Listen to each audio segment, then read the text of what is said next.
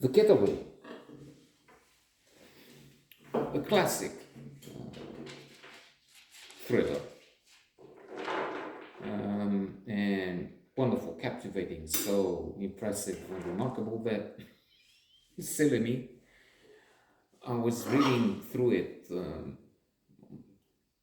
over the past few days, and it took me a few chapters to say, wait a minute, don't I know something from this? And yes, it's because of age. I'm getting to be 35 soon. So 35? Who's Mitza? What am I talking about? It's book number 1022, and I don't know, and too many don't have enough place in the memory, shows that. It also surely has to some degree to do with the fact that I'm going in parallel directions or opposite directions sometimes with a few books. I mean, it's not over the past few days, it wasn't just that. I'm reading through short stories of Kingsley Amis. There was The Man in the High Castle. I'm trying The Spire with Golding. So there's an issue in trying to remember what I'm reading at various moments of the day.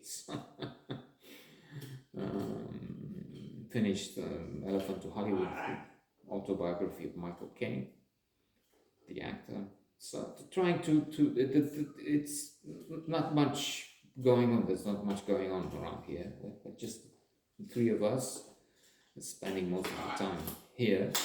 So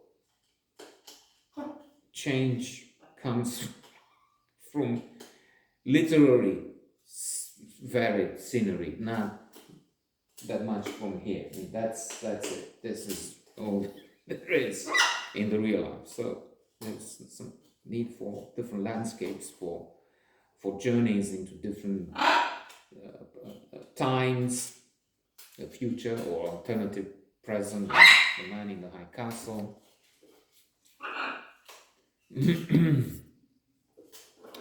Enjoying different realms and so on. Then there's a number of thrillers we've seen. So this one, The Getaway, is you have the bad guys robbing a bank, some things go wrong, people get killed, you have a vicious villain, and so there's a sense of deja vu quite often. This was adapted for the big screen with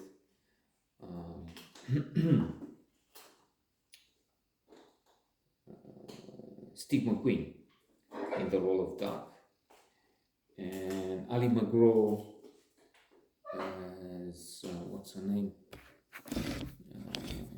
Carol, yes, I know now. And you have the Clintons, the poor vet who kills himself, spoiler alert, and his vicious wife. Well, she falls for the monster, but she has a monster side within her too, Rudy. When the vet slashes his throat because he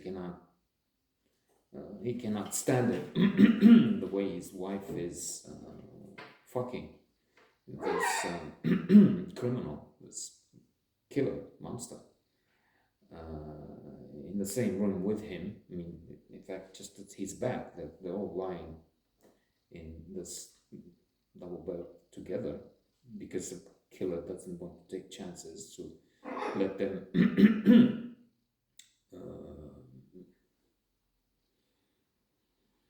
let them have a chance to call the cops or anything, so they're always close to him. And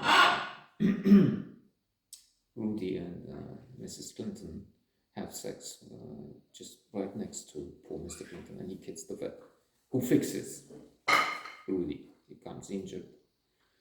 The dog has shot him, and he has very lucky escape. And now, for some time, and now the vet has fixed him, but the vet doesn't survive himself. He kills himself. He doesn't.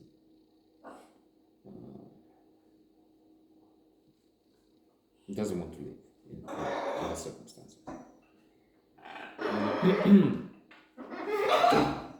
Steve McQueen and Ali McGraw, in fact,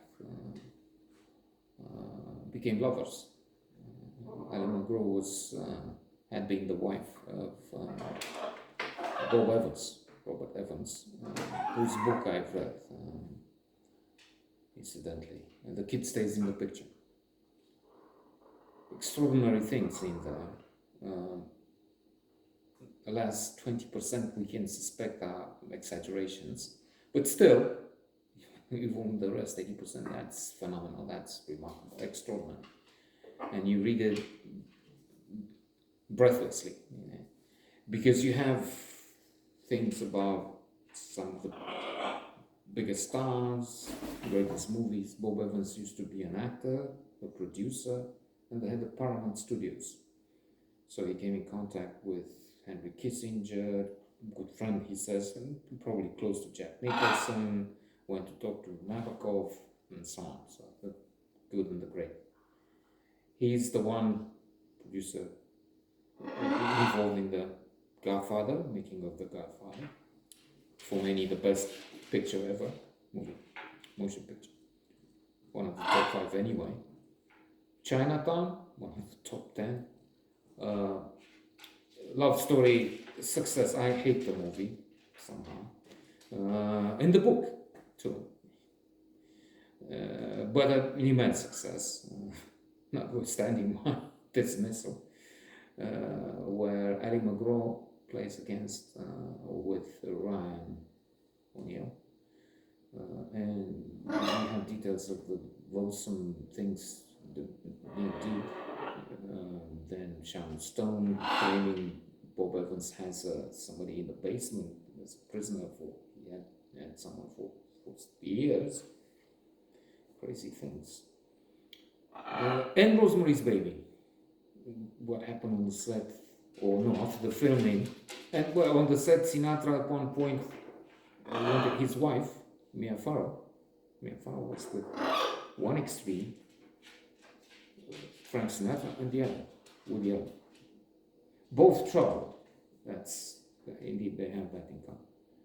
And Sinatra said, "No more. You're not shooting on the film anymore. Finish." And she didn't. She didn't. She stayed on the film, finished Rosemary's Baby, which went on to become a success, one of the top 100 movies on the all-time list. A major success. And at one point, she wanted an ad, Bob Evans to put an ad in the Vanity Fair or something, Variety, one of the top magazines on movies, with the box office of Rosemary's Baby, immense success, and what Frank Sinatra was doing then, which was a flop. So Getaway, great thriller.